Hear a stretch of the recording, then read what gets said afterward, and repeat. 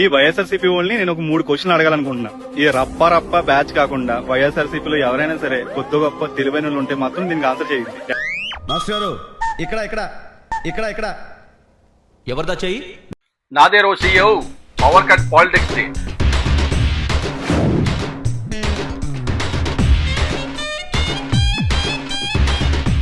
నేను చెప్తారా?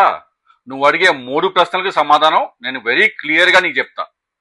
ఆ తర్వాత నేను అడిగే 2 ప్రశ్నలకు సమాధానం నువ్వు చెప్పగలవా? దమ్ముందా?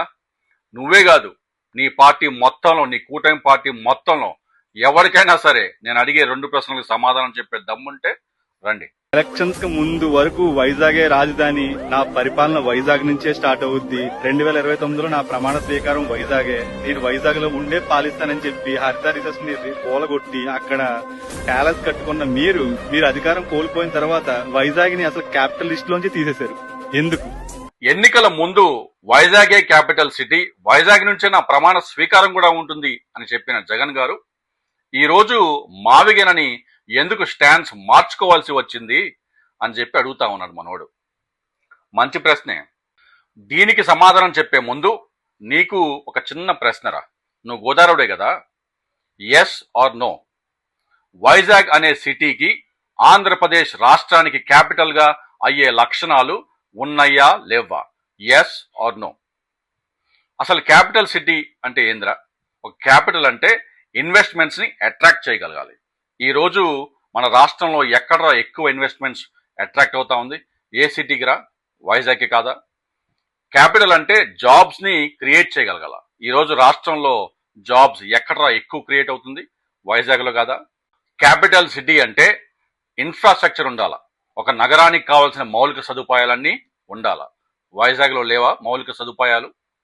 క్యాపిటల్ సిటీ అంటే గ్లోబల్ కనెక్టివిటీ, గ్లోబల్ మార్కెట్ కి కనెక్టివిటీ ఉండాల. పోర్ట్లు, coastal line, airport, bus stations, railway stations Vizag లో లేవా? ఒక క్యాపిటల్ సిటీకి ఉన్న లక్షణాలన్నీ వైజాగ్ కి ఉన్నాయి. ఏందిగా మీ చంద్రబాబు నాయుడు గారిని అమరావతిని ఒక క్యాపిటల్ గా ఎందుకు ఎంచుకున్నారని ఒక మెయిన్ రీజన్ అడిగితే ఆయన చెప్పిన రీజను అమరావతి ఆంధ్రప్రదేశ్ కి సెంటర్ లో ఉంది కాబట్టి అమరావతిని ఎంచుకున్నాడు. అంటే 7వ తరగతి పిల్లల్లాగా కంపాస్ బాక్స్ చూసుకొని ఆంధ్రప్రదేశ్ మధ్యలో ఒక చొక్క పెట్టి ఇంకా పెట్టండి, ఆ 2 లక్షల కోట్లు పెట్టండి చెప్పినాడు. Capital is not based on compass are Google maps, it's based on economics. ఈ దేశంలో ఎన్ని క్యాపిటల్ సిటీస్ రా సెంటర్ పాయింట్ లో ఉన్నాయి? ముంబై ఉందా? బెంగళూరు ఉందా? చెన్నై ఉందా? ఏ క్యాపిటల్ సిటీ సెంటర్ లో ఉందరా? అంటే 2014లోనే ఒక వైజాగ్ సిటీని క్యాపిటల్ గా అనౌన్స్ చేసి ఉంటే ఈ పార్టీకి హైదరాబాదే కాదు, దానమ్మ ఈ దేశంలో ఏ క్యాపిటల్ సిటీ అని తలదన్న క్యాపిటల్ గా ఆ ప్రతి ఆంధ్రవాడు గర్వంగా చెప్పుకునే క్యాపిటల్ సిటీగా తయారయ్యేది వైజాగ్. అవునా కదా? 2014 నుంచి ఈ రోజు వరకు జగన్ గారి ప్రిన్సిపల్ మారలేదు. He always said and he always maintained Andhra Pradesh కి decentralised, financially viable capital, financially viable development అవసరమని ఆ రోజు నుంచి ఈ రోజు వరకు కూడా అదే స్టాండ్స్ మీద ఉన్నారు. చంద్రబాబు నాయుడు గారు కూడా అనేక సార్లు జగన్ గారు అమరావతికి మొదటి నుంచి వ్యతిరేకం అని చెప్పి ఫస్ట్ నుంచి చెప్తా ఉన్నాడు. అమరావతిలో మీరు చేసే స్కాములు, రియల్ ఎస్టేట్ దందా ఒక పక్క అయితే, అమరావతి అనేది రాష్ట్రానికి ఒక గుదిబండని, అమరావతి అనేది రాష్ట్రాన్ని ఒక అప్పుల ఊబిలోకి నెడుతుందని ఆ రోజు నుంచి చెప్తానే ఉన్నారు. ఈ రోజు నీతి ఆయోగ్ రిపోర్ట్ కూడా, నీతి ఆయోగ్ రిపోర్ట్ లో ఆంధ్రప్రదేశ్ మొట్టమొదటిసారి లాస్ట్ 8 years లో ఈజ్ ఆఫ్ డూయింగ్ బిజినెస్ లో ఫస్ట్ ప్లేస్ నుంచి 8th ప్లేస్కి వెళ్ళింది. కారణం ఆంధ్రప్రదేశ్ యొక్క ఫిజికల్ హెల్త్, అప్పుల ఊబి. అమరావతి అనేది ఆంధ్రప్రదేశ్ ని ఒక అప్పుల ఊబిలోకి నెడతా ఉంది. ఇదే నీతి ఆయోగ్ రిపోర్ట్ లో కూడా చెప్తా ఉన్నారు. అందుకే జగన్ గారు ఆ రోజు డీసెంట్రలైజ్ డెవలప్మెంట్ కి ఫేవర్ గా ఏమీ లేని అమరావతిలో లక్షల కోట్లు పెట్టే బదులు కనెక్టివిటీ, ఇన్ఫ్రాస్ట్రక్చర్, ఎకనామిక్ పొటెన్షియల్ ఉన్న వైజాగ్ ని 3 క్యాపిటల్స్ లో భాగంగా ఎగ్జిక్యూటివ్ క్యాపిటల్ గా ఆ రోజు వైజాగ్ ని అనౌన్స్ చేసినాడు. వైజాగ్ ని అమరావతితో పోల్చుకుంటే చాలా తక్కువ ప్రజాధనంతో ఒక మంచి నగరం, ఒక మంచి క్యాపిటల్ గా తయారు చేయవచ్చని ఆ రోజు నమ్మాడు. రాజకీయంగా, లీగల్ పరంగా ఆ రోజు సాధ్యమని నమ్మినాడు. కాబట్టే he has backed Vizag as the executive capital of Andhra Pradesh. ఆ తర్వాత చట్టపరమైన ఛాలెంజెస్, రాజకీయ ఛాలెంజెస్ ఎదుర్కొన్న తర్వాత ఆయన తన స్ట్రాటజీని మార్చుకున్నాడు. నేను మార్చుకున్నాడని కూడా చెప్పను, తను అడాప్ట్ అయ్యాడు. అంటే ఈ రోజు ఉన్న లీగల్ అండ్ పొలిటికల్ డెవలప్మెంట్స్ తోటి ఆయన అడాప్ట్ అయ్యాడు. ఈ రోజు కూడా ఆయన స్టాండ్స్ డీసెంట్రలైజ్డ్ గవర్నమెంట్ కి ఫేవర్ గా మచిలీపట్నం, విజయవాడ, గుంటూరు ప్రాంతాలు మౌలిక సదుపాయాలున్న ప్రాంతాలు డెవలప్ అవ్వాలని చెప్పి ఆయన మావిగన్ని అనౌన్స్ చేసినారు. తన ప్రిన్సిపల్, తను నమ్మిన సిద్ధాంతం decentralised development and financially viable capital for Andhra Pradesh, అది ఏమాత్రం మారకుండా ఈ రోజు ఒక డిఫరెంట్ మోడల్ ని మావిగన్ని ఆయన ప్రపోజ్ చేసినారు. ఇది చదువుకున్న వారు ఎవరికైనా సరే అర్థమవుతుంది. రెండో క్వశ్చన్, కుప్పానికి మేమే నీళ్లు తెచ్చామని చెప్పి పొద్దున్న గేట్లు ఓపెన్ చేసి సాయంత్రానికి గేట్లు ఎత్తుకుపోయారు. అసలు అలాంటి నాటకాలు ఎందుకు చేయాల్సి వచ్చింది? వారం రోజులుగా ఎగువ ప్రాంతంలో కాలువకు అడ్డుకట్ట వేసి మరీ నిల్వ చేసిన జలాలను సీఎం జగన్ విడుదల చేసి ఫోటోలకు ఫోజులిచ్చారు. సీఎం జగన్ చేసిన హడావుడి, చెప్పిన మాటలు కేవలం ఎన్నికల స్టంటేనంటూ రైతులు ఆరోపించారు. ఏబిఎన్ ఛానల్ వాడు న్యూస్ చేయటం, నువ్వు మళ్ళా దాని మీద క్వశ్చన్ వేయటం, దానికి మళ్ళా నేను ఆన్సర్ ఇవ్వటం, నేను చేసుకున్న కర్మరా బాబు. పక్కా ఫ్యాక్ట్ బ్రో అని పేరు పెట్టినావు, కనీసం ఫ్యాక్ట్స్ వెరిఫై చేసుకోవా? నువ్వు చెప్పే కుప్పానికి నీళ్లు హంద్రీనీవా ప్రాజెక్ట్ ద్వారా 123 కిలోమీటర్ల బ్రాంచ్ కెనాల్, అంటే పొంగనూరు బ్రాంచ్ కెనాల్ దగ్గర మొదలయ్యి పలంనేరు గుండా కుప్పానికి నీళ్లు చేరాల. అంటే ఆ 123 కిలోమీటర్ల కెనాల్ లైన్ కాకుండా 3 లిఫ్ట్ పంపింగ్ స్టేషన్స్ కావాలా. అంటే కుప్పం ఎలివేషన్ లో ఉంది, 200 నుంచి 250 మీటర్ల మేర నీటిని లిఫ్ట్ చేయాల. అంటే 3 పంపింగ్ స్టేషన్లు, 3 లిఫ్ట్లు, ఒక్కో లిఫ్ట్ కి 70-80 మీటర్లు ఆ లిఫ్ట్ పంపింగ్ చేస్తే కనుక అప్పుడు కుప్పానికి నీరు చేరే అవకాశం ఉంది. మీ చంద్రబాబు నాయుడు గారు 2016లో ఈ 123 కిలోమీటర్ల ఈ కుప్పం బ్రాంచ్ కెనాల్ పనులు రిత్విక్ ప్రాజెక్ట్స్, అంటే మన సీఎం రమేష్ గారికి కాంట్రాక్ట్ ఇచ్చినాడు. కానీ 2018 వరకు కూడా ఆ ల్యాండ్ అక్విజిషన్ పనులు పూర్తవక డిలే అయ్యి ఆ ప్రాజెక్టు డిలే అయింది. ఆ తర్వాత జగన్ గారు వచ్చిన తర్వాత ఆ 3 లిఫ్ట్ పంపింగ్ స్టేషన్లు కాకుండా ఆ 123 కిలోమీటర్ల ఆ బ్రాంచ్ కెనాల్ పూర్తి చేసింది జగన్ గారేరా.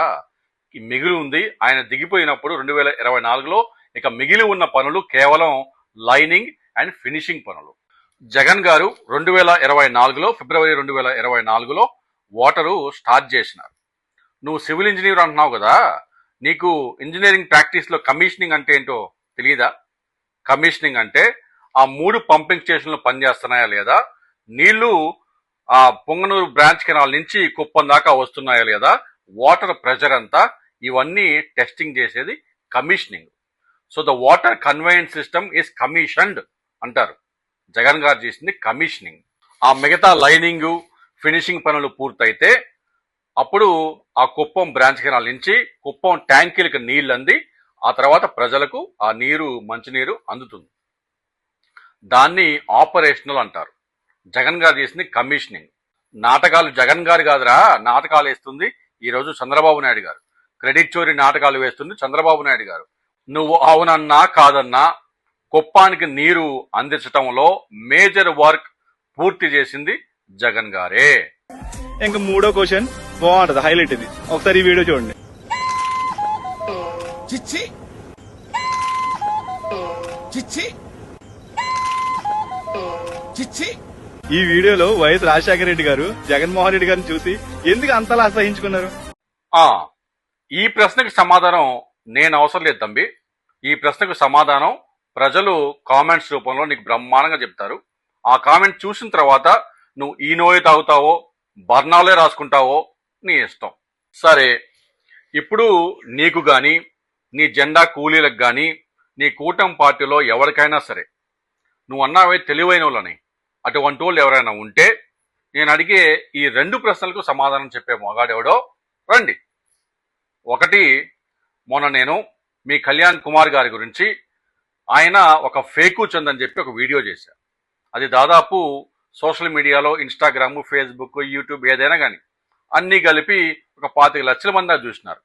కానీ ఇంతవరకు సెంట్రల్ గవర్నమెంట్ డేటా ప్రకారం ఆంధ్రప్రదేశ్కి ఆర్జీఎస్ఏలో కానీ పంచాయత్ ర్యాంకింగ్స్లో కానీ ఫస్ట్ ర్యాంక్ అని, లేకపోతే అసలు ఏ స్టేట్కి అయినా సరే ఒక ర్యాంక్ ఇచ్చారని చెప్పి ప్రూవ్ చేసేవాడు ఎవడో ఇంతవరకు నాకు కనిపించలా, ఎవరు నాకు మెసేజ్ కూడా పెట్టలేదు. మరి నువ్వేమైనా ప్రూవ్ చేయగలవా? రెండవది, మీ కళ్యాణ్ కుమార్ గారు, మీ చంద్రబాబు నాయుడు గారు ఎంతో దైవభక్తి గలవారు, ఎంతో దైవ భీతి గలవారు. ఇంకా మీ కళ్యాణ్ కుమార్ గారు చెప్పనవసరం లేదు.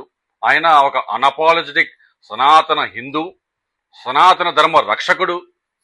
తిరుమలలో ఏదో జరిగిపోతా ఉంది, తిరుమల లడ్డు కల్తీ అవటం వల్ల హిందువుల మనోభావాలు, ఆయన మనోభావాలు దెబ్బతినిపోయినాయి.